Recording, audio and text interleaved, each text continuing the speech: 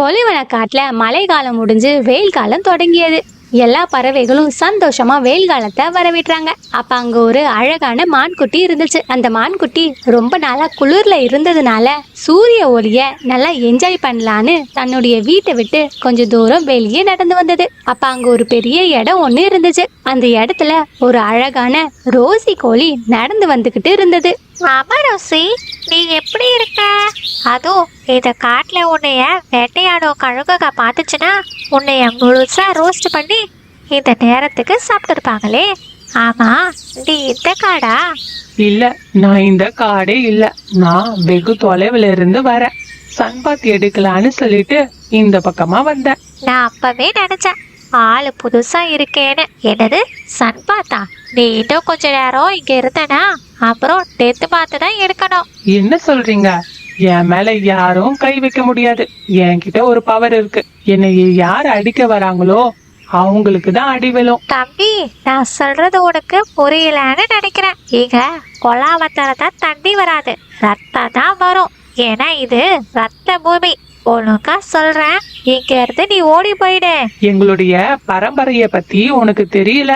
சரி, நான் வரேன் அப்படின்னு சொல்லிட்டு ரோசியும் மானும் அங்க இருந்து போயிட்டாங்க. அப்ப அங்க ஒரு மரத்துல இருந்து கருப்பு அந்த பறவை ரோசி கோழியும் மானும் பேசிக்கிட்டு இருந்தத கேட்டுச்சு. அப்ப கருப்பு அந்த பறவை இப்படி சொல்லுச்சு. இந்த ரோசி கோழி இதுக்கு முன்னாடி நான் பார்த்ததே இல்லை. ஒருவேளை இந்த கோழி சொன்னது உண்மையா இருக்குமோ? நான் எங்கேயோ கேள்விப்பட்டிருக்கேனே, ஒரு இனத்தை சேர்ந்த கோழி வருஷத்துல 3 வாட்டி தான் பேசுமா. அது சொன்னது எல்லாமே நடக்குமாமே. நம்ம இந்த கோழியை கண்டுபிடிச்சு அதோடைய பவர் எல்லாத்தையும் நம்ம எடுத்துக்கிட்டு இந்த காட்டையே என்னோட கண்ட்ரோலுக்கு கொண்டு வர போறேன். அப்புறம் நான் தான் இந்த காட்டுக்கே ராஜா அப்படின்னு சொல்லிட்டு அங்கிருந்து கிளம்பி ரோசி கோழிய தேட போச்சு. அப்போ ஒரு மரத்துக்கு கீழே ரோசி கோழி போன்ல யூடியூப் ஸ்டார்ட் பண்ணி பார்த்துக்கிட்டு இருந்துச்சு. ரோசி கோழி, நீ அந்த மான் கிட்ட பேசிக்கிட்டு இருந்தது எல்லாமே உண்மையா? நான் நீங்க பேசிக்கிட்டு இருந்தத ஃபுல்லா கேட்டேன். ஆமா, நான் சொன்னது எல்லாமே உண்மை. Mother promise. ஆனா இதை யாருமே நம்ப மாட்டேங்கிறாங்க. நான் என்ன பண்றது? நான் நம்புறேன் உன்னைய முழுசா. நான் நம்புறேன் ஃப்ரெண்ட். எனக்கு நீ கத்து கொடுக்குறியா ப்ளீஸ்?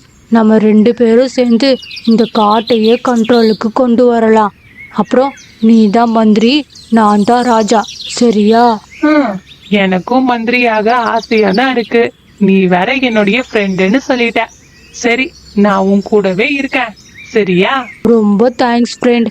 வா, நம்ம அடுத்த கட்ட வேலைய பார்க்கலாம். சரி ஃப்ரெண்ட், நம்ம போலாம் அப்படின்னு சொல்லிட்டு 2 பேரும் வேக வேகமா போயிட்டு இருந்தாங்க. அங்க மீனுக்குருவி வந்தது. ஏய் ரோசி, நீ என்ன பண்ற? இது யாரு? நான் இங்க சன்பாத் எடுக்கலான்னு வந்தேன். இது என்னோட புது ஃப்ரெண்ட். என்னது புது ஃப்ரெண்டா? ரோசி, இவங்கள பார்த்தா நல்லவர் மாதிரியே தெரியல, கெட்டவர் மாதிரி தெரியுது. வா, நம்ம காட்டுக்கு போலாம். நண்பன்ல ஏதுமா நல்ல நண்பன் கெட்ட நண்பன்? நண்பன்னாலே நல்லவன் தான். நீ போ, நான் அப்புறம் வரேன் அப்படின்னு ரோசி சொன்னதை கேட்டு மீனுக்குருவி அங்கிருந்து பறந்து போச்சு. இவங்க 2 பேரும் தன்னுடைய பவரை எப்படி இருக்குன்னு செக் பண்ணலான்னு சொல்லிட்டு வேக வேகமா நடந்து வந்துகிட்டு இருந்தாங்க. அப்ப அங்க ஒரு மாமரம் இருந்துச்சு. ரோசியும் கருப்பு ஆந்தையும் அந்த மாமரத்துக்கிட்ட போனாங்க. ஃப்ரெண்ட், எனக்கு ரொம்ப பசி எடுக்குது. அந்த மாம்பழம் எனக்கு வேணும். ஆனா அது மேல இருக்கு, எப்படி பறிக்க முடியும்? அது தானா வரும். என்னுடைய பவரை யூஸ் பண்ணி அந்த மாம்பழத்தை கீழே விழ வைக்கிறேன். என்ன சொல்ற ரோசி? உண்மையாவா? உன்னுடைய பவரை யூஸ் பண்ணா மாம்பழம் வருமா? அப்படின்னு பேசிக்கிட்டு இருக்கும்போது ரோசி கோழி மேஜிக் பண்ணி மாம்பழத்தை கீழே விழ வச்சது. செம ரோசி, எப்படி உனக்குள்ள நிறைய திறமைகள் இருக்கு.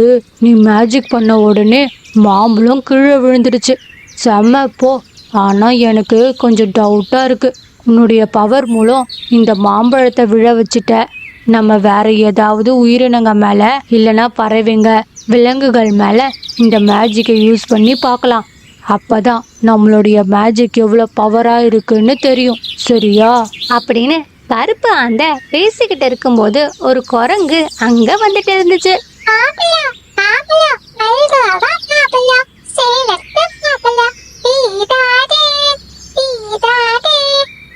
மாப்பிள்ள பாக்குறதுக்கு ரொம்ப அழகா இருக்கு. எனக்கு ஒண்ணு கொடுங்க ஃப்ரெண்ட்ஸ். ஆமா, நீங்க யார்?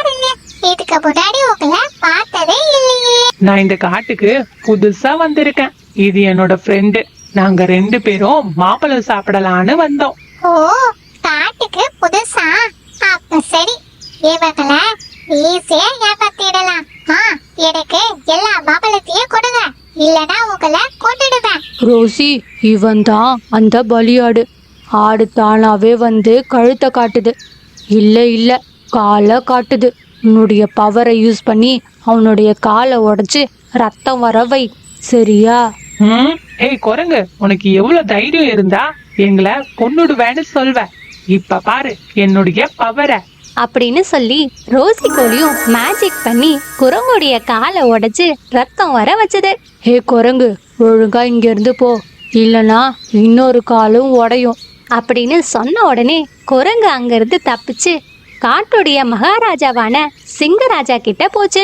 ராஜா, ராஜா, நான் மாம்பழத்தை கேட்டதுக்கு அந்த கருப்பு ஆண்ட புதுசா வந்திருக்க ரோசி கோழியும் என்னமோ மேஜிக் பண்ணி என்னுடைய காலை உடைச்சிட்டாங்க. நீங்க தான் அவங்களுக்கு கடுமையான தண்டனையை வழங்கணும் ராஜா. அப்படின்னு குரங்கு சொன்னதை கேட்டு சிங்கராஜா கொஞ்ச நேரம் யோசிச்சாரு. யார் அந்த புது பறவைன்னு யோசிக்க ஆரம்பிச்சாரு. சரி குரங்கு, நான் என்னன்னு விசாரிச்சு தண்டனைய கொடுக்குறேன். நீ போய் ரெஸ்ட் எடு அப்படின்னு சொல்லிட்டு சிங்கராஜா வேகமா போனாங்க. அங்க கருப்பு ஆந்தையும் ரோசி கோழியும் சிங்கராஜா வருவதை பார்த்தாங்க. ஃப்ரெண்ட், சிங்கராஜா வராரு. நம்ம நினைச்ச மாதிரியே தனியா வராரு. ரோசி, உன்னுடைய மேஜிக்கை யூஸ் பண்ணி சிங்கராஜா காலை கட்டி போட்டுடு. அவர் எங்கேயும் நகரக்கூடாது, சரியா? நம்ம ராஜாவை கொலை பண்ணிடலாம். அப்புறம் நான் தான் ராஜா, நீ தான் மந்திரி, சரியா? அப்படின்னு கருப்பு ஆந்த சொன்னதை கேட்டு ரோசி கோழி மேஜிக் பண்ணி ராஜா காலை கட்டி போட்டுச்சு. ராஜாவும் கீழே விழுந்து அசைய முடியாம கஷ்டப்பட்டுட்டு இருந்தாரு. ராஜாவுடைய குரல் காடு முழுக்க கேட்டுச்சு. காட்டுல இருக்க பறவைகளும் விலங்குகளும் ரொம்ப பயந்து ராஜாவுக்கு என்ன ஆச்சுன்னு தெரியாம அங்கேயும் இங்கேயும் ஓடிக்கிட்டு இருந்தாங்க. அதை கேட்ட மான் துள்ளி குதிச்சு வேகமா போய் மீனு குருவி கிட்ட போச்சு. என்ன மானே, ஏன் இவ்வளவு வேகமா ஓடி வர? என்ன ஆச்சு? வேடுக்குருவி, நம்ம காட்டு ராஜாவை அந்த கருப்பு ஆத்த பறவையும் புதுசா வந்த ரோசி கோழியும் சேர்ந்து சிங்கராஜாவை கட்டி போட்டு இருக்காங்களாம். இன்னும் கொஞ்ச நேரத்துல ராஜாவை கொல்ல போறாங்களாம். நீ ஏதாவது பண்ணு, நான் போய் போலீஸ் கிட்ட சொல்லிட்டு வரேன் அப்படின்னு சொல்லிட்டு மான் அங்க இருந்து போச்சு.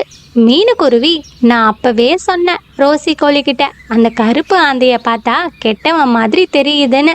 அவன் தான் சந்தானம் டைலாக்லாம் விட்டான். இப்ப என்ன பண்றது? நம்ம ரோசி கோழி கிட்ட பேசி பார்க்கலாம். ரோசி கோழி புரிஞ்சுப்பான்னு நினைக்கிறேன். வா, நம்ம போய் ரோசி கிட்ட பேசுவோம். அங்க இருந்து கிளம்புனாங்க. அதே சமயம் சிங்கராஜாவை கட்டி வச்சிருந்தாங்க. ஆந்த இப்படி சொல்லிச்சு.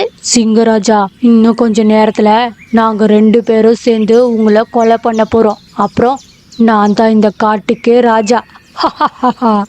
அதே சமயத்துல மீனு குருவியும் லூனா பாட்டியும் அந்த இடத்துக்கு வந்தாங்க. மீனு ரோசி கோழி கிட்ட பேச ஆரம்பிச்சது. ரோசி, நீ பண்ணது தப்பு. இது உன்னுடைய உண்மையான ஃப்ரெண்டே கிடையாது. ஃப்ரெண்ட்ஸ்னா எப்படி இருக்கணும்னு தெரியுமா? நம்ம ஒரு ஆபத்துல இருக்கும்போது உயிரையே கொடுத்து ஹெல்ப் பண்ணுவாங்க. அவங்க தான் உண்மையான ஃப்ரெண்ட். இதை தான் திருவள்ளுவர் உடுக்கை இழந்தவன் கை போலே ஆங்கே இடுக்கண் களைவதாம் நட்பு அப்படின்னு சொல்லியிருக்காரு. கண்டிப்பா உன்னுடைய ஃப்ரெண்டு இந்த கருப்பு ஆந்த கிடையாது. நான் சொல்றத கேளு ரோசி, ப்ளீஸ், நான் சொல்றத கேளு. ஆமா ரோசி, இந்த கருப்பு ஆண்ட சொல்றத கேட்காத. அவன் ரொம்ப ரொம்ப கெட்டவன். எல்லார்கிட்டயும் கலகம் மூட்டி மற்றவங்களை கஷ்டப்படுத்தி மட்டும்தான் பாப்பான். அவன் சொன்னதை கேட்டு இந்த காட்டு ராஜாவையே கட்டி போட்டுட்டான். இதுல இருந்து என்ன தெரியுது உனக்கு? இந்த கருப்பு அந்த எவ்வளவு கொடூரமானவன்னு புரியுதா? எல்லாரும் சொன்னதை கேட்டு ரோசி கோழியோட மனசும் மாறுச்சு. என்னைய எல்லாரும் மன்னிச்சிடுங்க ராஜா, நீங்களும் என்னைய மன்னிச்சிடுங்க. நான் இந்த கருப்பு ஆண்டு சொன்னதை கேட்டு ரொம்ப பெரிய தப்பு பண்ணிட்டேன். நான் இப்பவே உங்களை விடுவிக்கிறேன். ரோசி தன்னுடைய மேஜிக் மூலம் சிங்கராஜாவை விடுவிச்சது. ரோசி, நீ பண்ண தப்புக்கு மன்னிப்பு கேட்டுட்ட. ஆனா இந்த கருப்பு ஆந்தைக்கு கண்டிப்பா தண்டனை கொடுத்தே ஆகணும். காவலர்களே, இந்த கருப்பு ஆந்தைய ஜெயில போடுங்க. சிங்கராஜா சொன்னதை கேட்டு காவலர்கள் கருப்பு ஆந்தைய ஜெயில போட்டாங்க. மீனுக்குருவிக்கு சிங்கராஜா நன்றி சொன்னாரு.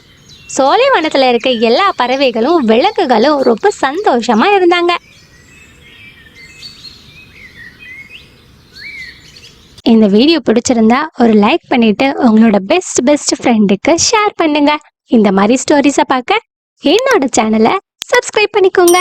நான் உங்களை நெக்ஸ்ட் வீடியோல பார்க்க வரேன். Bye bye. Please subscribe.